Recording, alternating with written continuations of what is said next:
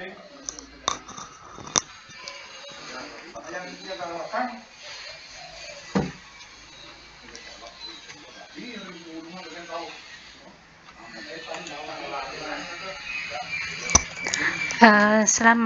pagi anak-anak, kita berjumpa lagi ya. Om Swastiastu. Kita akan melanjutkan materi bab 4. Dalam hal ini yang akan kita bahas itu, kalau pada pertemuan yang lalu yang kita bahas adalah pemahaman pemberdayaan komunitas ya.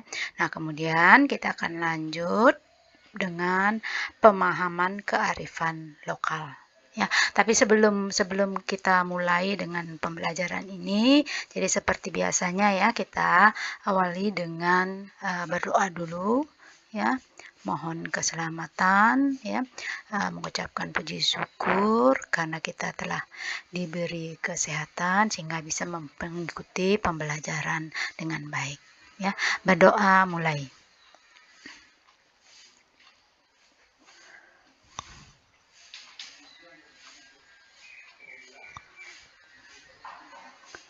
Berdoa selesai. Baik anak-anak, sebelum kita lanjut dengan materi, pada pertemuan yang lalu, di samping Ibu memberikan materi tentang pemahaman pemberdayaan komunitas, di akhir pertemuan juga Ibu memberikan tugas kepada kalian, yaitu ada 2 tugas ya, kalau tidak salah Ibu berikan pada kalian. Yang pertama adalah Ibu minta kalian melakukan analisa terhadap 3 gambar yang ada di dalam slide materi sebelumnya, yaitu dari 3 gambar ini yang mana termasuk ke dalam komunitas ya. Jadi sebagian besar menjawab bahwa yang termasuk ke dalam komunitas itu adalah gambar sejumlah pedagang yang ada di pasar ya.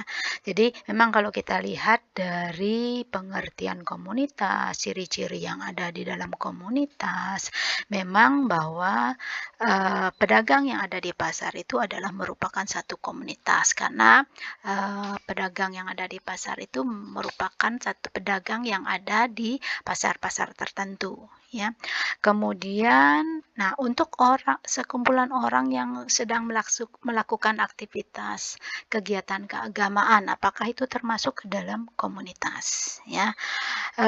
Bisa dikatakan tergantung dari siapa-siapa saja orang yang ada di dalam orang yang melaksanakan kegiatan keagamaan tersebut ya.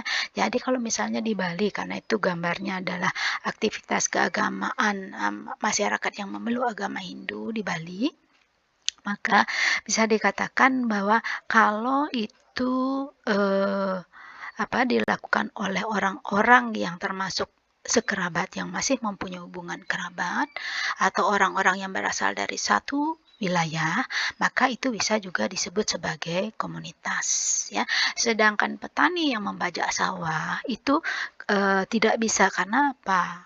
Di dalam gambar itu hanya muncul satu orang, sedangkan yang namanya komunitas ini adalah kumpulan dari individu-individu atau sejumlah orang ya. Jadi itu kira jawaban yang bisa Ibu sampaikan kepada kalian mengenai analisa terhadap 3 gambar ini. Nah, kemudian yang kedua, yaitu Ibu minta kalian menjelaskan apa sih yang dimaksud dengan pemberdayaan komunitas berbasis keunggulan lokal ya. Jadi pemberdayaan komunitas berbasis keunggulan lokal ini artinya bahwa bagaimana anggota daripada komunitas itu memberdayakan diri mereka ya, dengan menggunakan keunggulan-keunggulan yang ada di dalam lingkungan komunitasnya, sehingga mereka bisa memperbaiki taraf kehidupan mereka. Mereka bisa meningkatkan taraf kehidupan mereka menjadi lebih baik berdasarkan keunggulan lokal yang mereka miliki. Apa misalnya keunggulan lokalnya? ya. Kalau di Bali misalnya, banyak sekali keunggulan-keunggulan lokal yang berkaitan dengan, budaya yang ada di dalam masyarakat. Nah, ini yang digunakan oleh, anggota komunitas untuk memberdayakan sehingga mereka bisa meningkatkan taraf kehidupannya. Ya. Nah, itu Ibu kira yang, berkaitan dengan tugas. Nah, sekarang materi berikutnya ini adalah seperti yang tadi Ibu sampaikan, yaitu pemahaman kearifan lokal. Apa sih yang dimaksud dengan pemahaman kearifan lokal, ya?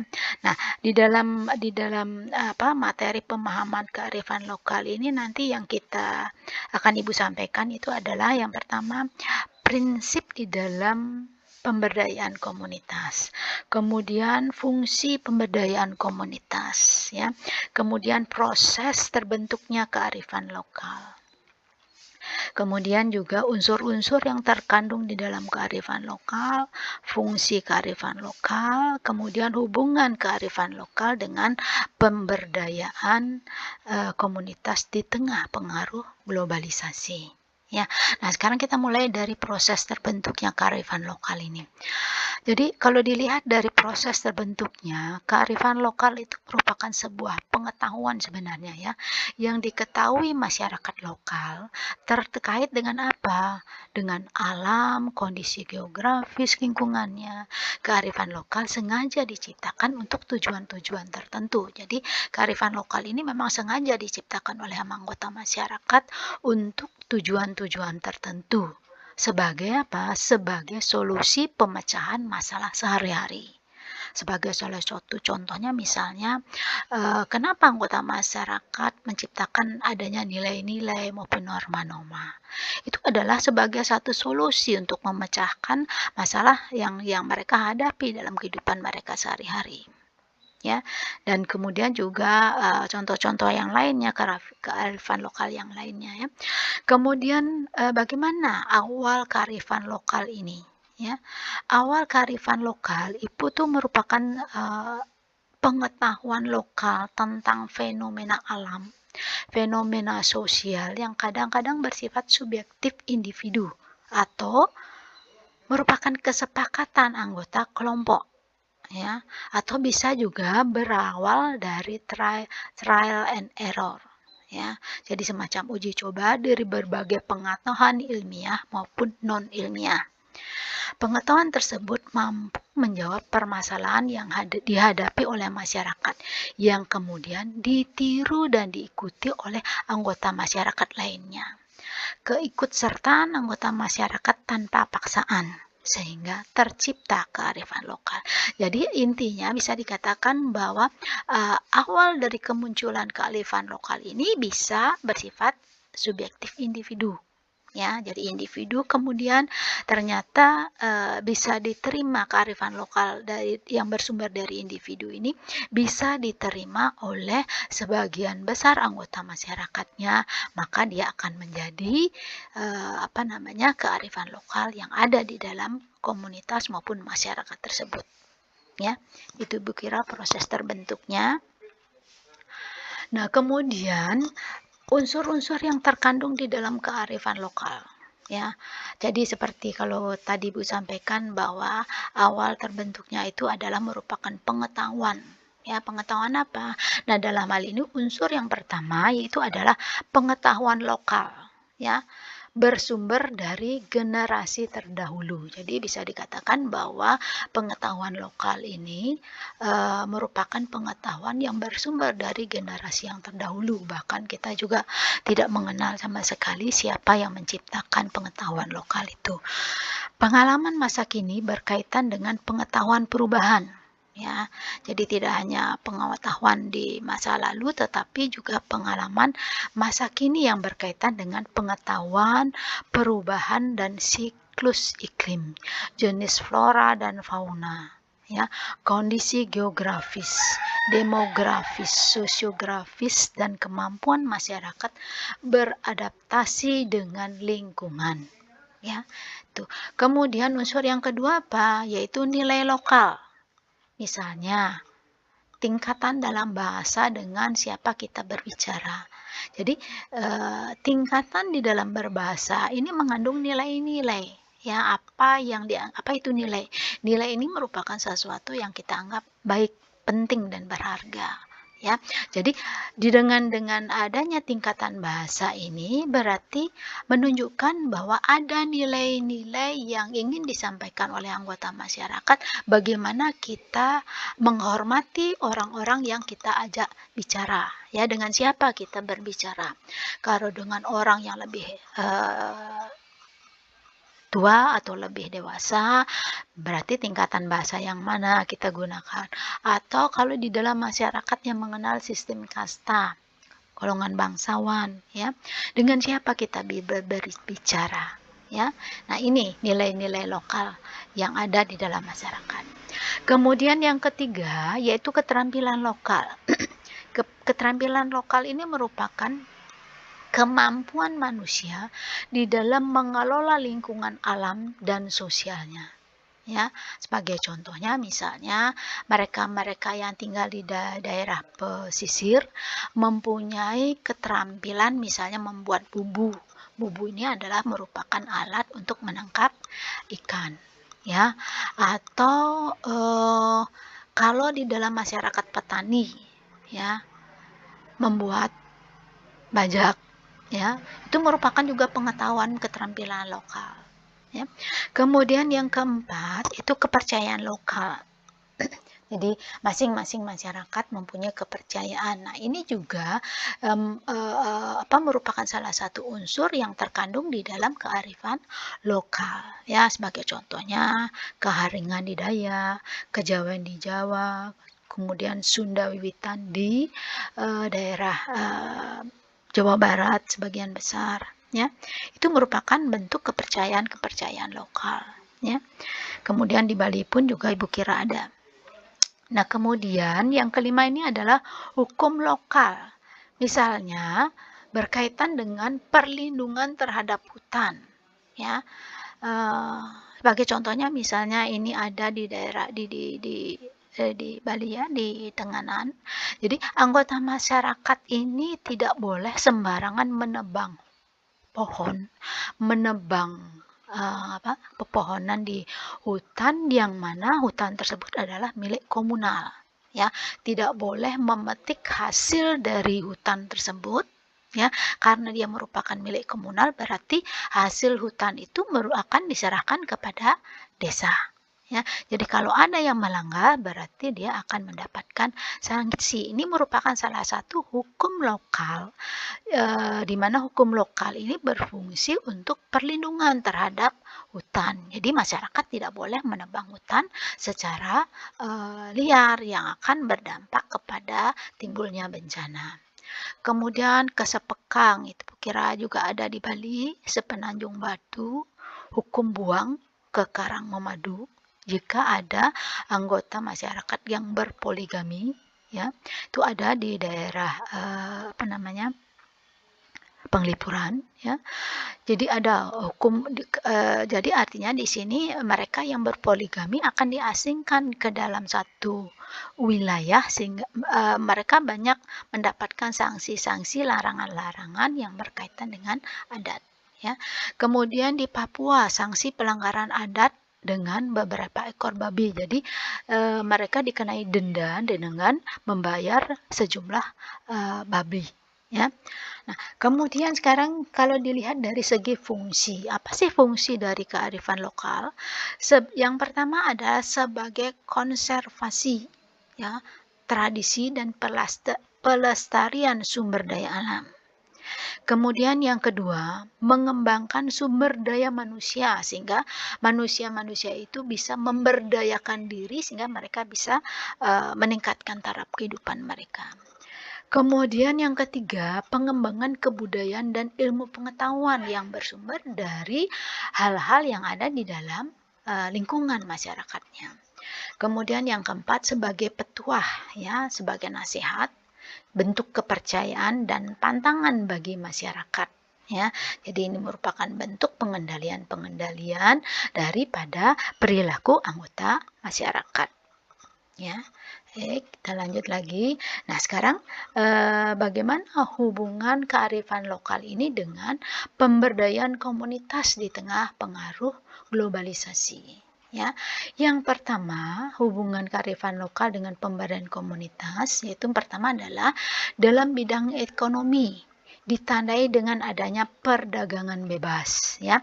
Nah, di dalam perdagangan bebas, kalau kita tidak memberdayakan komunitas kita, anggota komunitas kita tidak akan bisa berada di dalam perdagangan bebas. Dalam perdagangan bebas ini, setiap anggota masyarakat, setiap negara bebas melakukan kegiatan ekonomi di negara-negara yang lain. Jadi artinya di sini kita harus memberdayakan anggota komunitas kita sehingga kita bisa bersaing di dalam perdagangan bebas di era globalisasi. Ya. Kemudian dalam bidang politik, globalisasi ditandai dengan berkembangnya kerjasama internasional. Jadi sekarang tidak ada batasan-batasan bahwa kerjasama hanya bilateral saja, tetapi dengan dunia internasional kita sudah lebih terbuka. Ya. Nah, kemudian yang ketiga dalam bidang sosial budaya.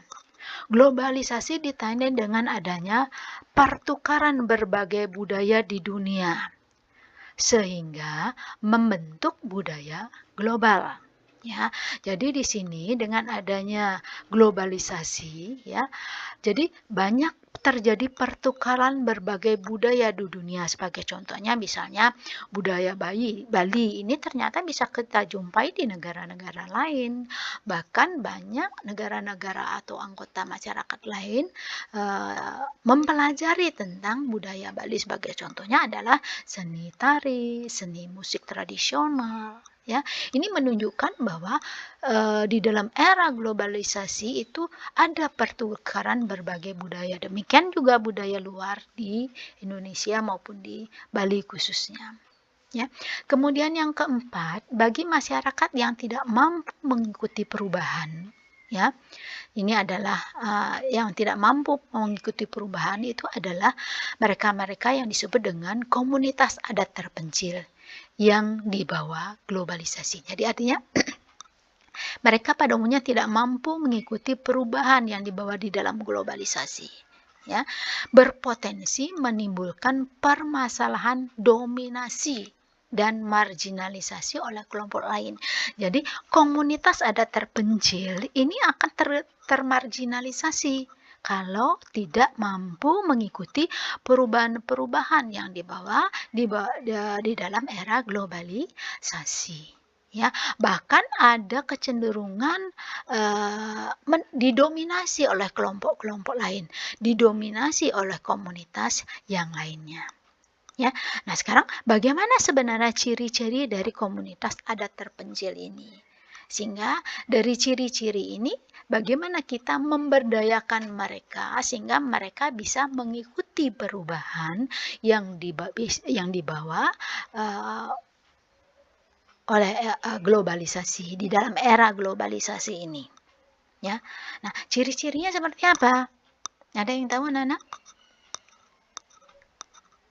Nah, di sini ada beberapa ciri atau kriteria komunitas adat terpencil. Yang pertama adalah keterbatasan akses pelayanan sosial dasar. Apa saja? Apakah itu dalam bidang pendidikan, dalam bidang kesehatan, ya, pelayanan-pelayanan publik, kemudian penerapan teknologi di dalam era globalisasi ini besar sekali peranan pengetahuan teknologi kita, ya, sehingga kita bisa mengikuti perubahan di dalam era globalisasi. Kemudian ciri yang kedua adalah biasanya komunitas adat terpencil ini bersifat tertutup, ya, homogen, dan penghidupannya bergantung pada sumber daya alam. Ya, karena tertutup sehingga mereka sulit untuk melakukan perubahan. Homogen apakah dilihat dari budayanya, kemudian dilihat dari kepercayaannya, agama, kemudian aktivitasnya seperti misalnya mata pencariannya, ya, mereka bergantung pada sumber daya alam. Ya, pakai contohnya apakah sebagai petani, apakah sebagai peternak, ya sesuai dengan kondisi geografis yang ada. Ya. Kemudian yang ketiga, kelompok terpinggirkan di pedesaan dan perkotaan. Jadi, komunitas adat terpencil ini adalah merupakan kelompok yang terpinggirkan, baik di daerah mereka sendiri di pedesaan maupun apalagi di daerah perkotaan.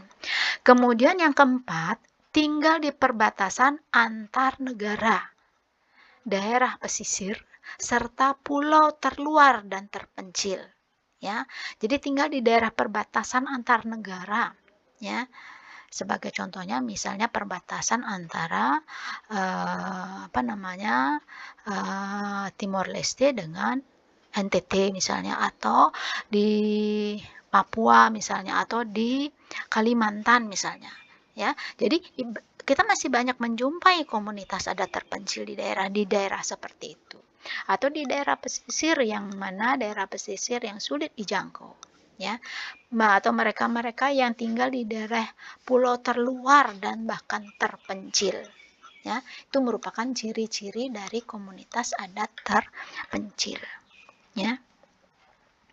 Nah, ciri-ciri kearifan lokal. Bagaimana ciri-ciri kearifan lokal? Ya, ciri-ciri yang pertama, memiliki kemampuan dalam mengendalikan, ya, memiliki kemampuan di dalam mengendalikan, itu ciri-cirinya.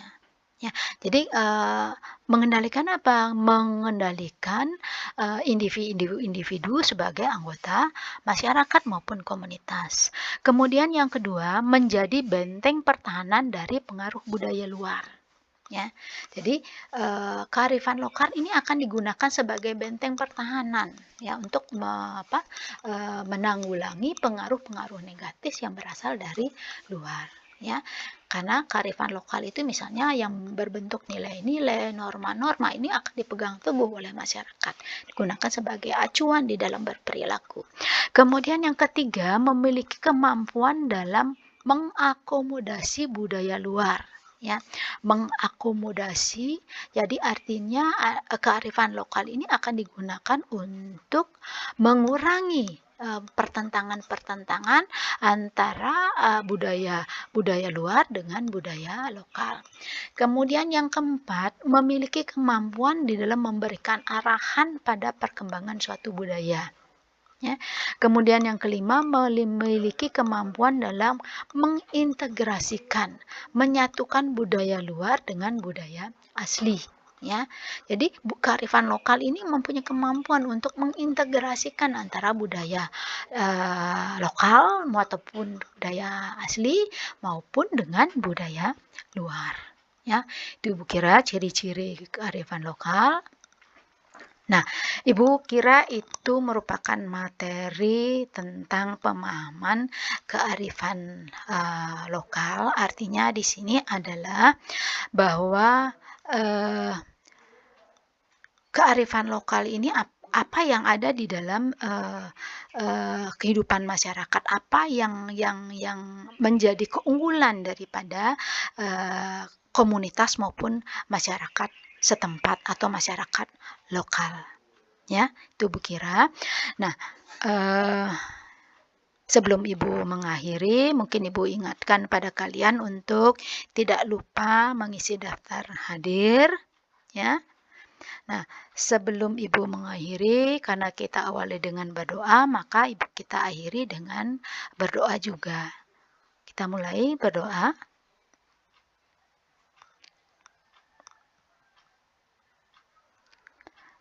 Berdoa selesai. Om Santi Santi. Terima kasih anak-anak.